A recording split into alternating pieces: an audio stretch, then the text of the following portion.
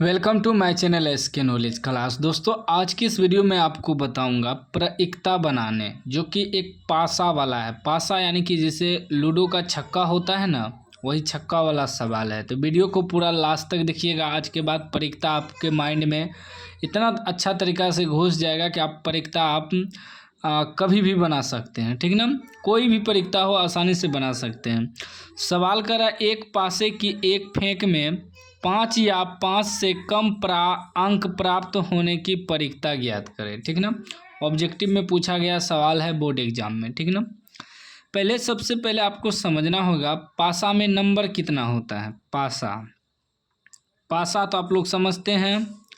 ठीक ना, पासा क्या होता है? लूडो का जो छक्का, उसमें क्या होता है? अंक क्या क्या होता है? 1 होता है, 2 अंक होता है, 3 होता है, 4 होता है, 5 होता है, 6 तक होता है। 6 आता है तो 2 बार बच्चा चलता है, फिर 6 आता है तो 3 बार चलता है। ठीक ना, तो 1 2 3 4 5 6 कि एगो में एगो बिंदु रहता है, फिर दूसरा में 2 गो बिंदु, 3 गो बिंदु, 4 गो बिंदु, 5 गो बिंदु, 6 गो बिंदु।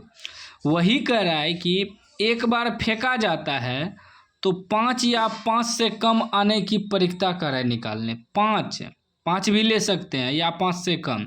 तो 5 से कम क्या है? 5 से कम मेरा क्या? 5 आ सकता है, 4 आ सकता है, 3 आ सकता है, 2 आ सकता है, 1 आ सकता है। ठीक ना, यहाँ कह रहा है 5 यानी कि 5 को भी लेना है।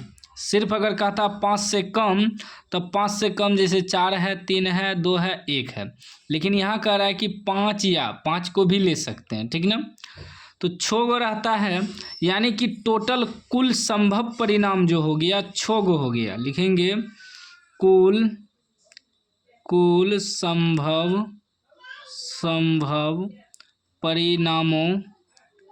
परिणामों की संख्या परिणामों की संख्या टोटल कितना हो गया आपका? NS बराबर टोटल हो गया 1 2 3 4 5 6। ठीक ना, उसके बाद यहाँ कह रहा है 5 या 5 से कम। लिखेंगे 5 या 5 से कम अंक प्राप्त होने के परिणामों की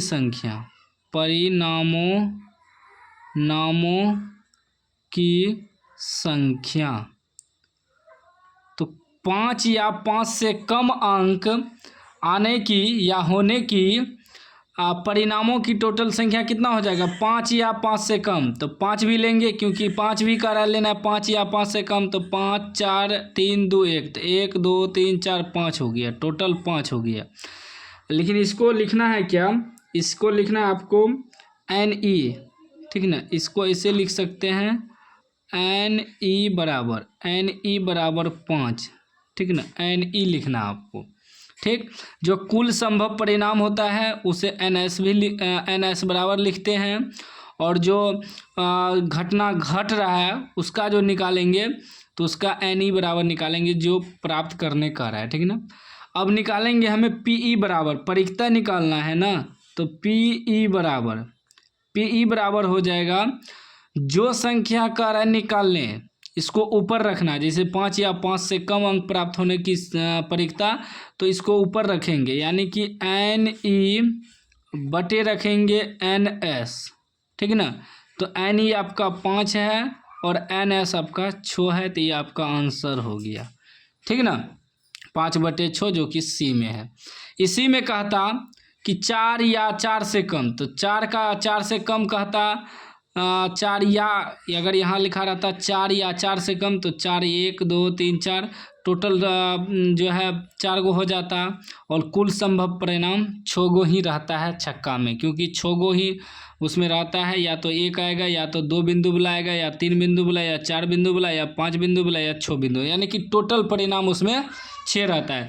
हमेशा टोटल परिणाम को नीचे रखना है। ठीक है ना, याद रखिएगा, हमेशा टोटल परिणाम को नीचे रखना है, चाहे कोई भी प्रइक्ता हो। अगर सिक्का वाला है कि चित आने की प्रइक्ता, तो उसमें चित और पड़ 2 ही रहता है, तो चित आने की परीक्षा, तो एगो चित है तो चित ऊपर रखेंगे, टोटल परिणाम 2 है चित और पट, तो 2 को नीचे करेंगे। यानी कि हमेशा जो कुल संभव परिणाम होता है, टोटल संख्या होता है, उसे नीचा रखना है, और जो निकालने का है उसको ऊपर रखना है, बस आंसर निकल जाता है परीक्षा में।